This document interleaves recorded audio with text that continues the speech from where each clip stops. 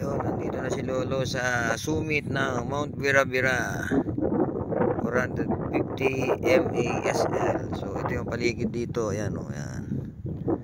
Ayan. Paligid dito parang bukid dun. Ayan po. Ayan ang paligid dito.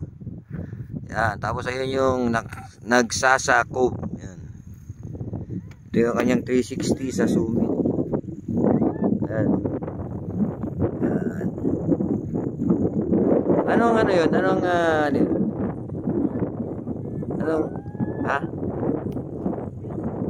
Yun yung dagat pala na Subic ko. Tapos dito yung nagsasakop. Doon kami pupunta. Yan, bababa kami papunta ron. So yan, yan si Lolo. Yan, nakarating na tayo sa summit ng Mount Birabira. After 4 hours. 4 hours kami. After 4 hours. Kasama namin. Tuwan-tuwa sila. Ayan. Mahirap din, marami ding assault. Ayan yung mga kasama namin. Yan sila. Picture na tayo.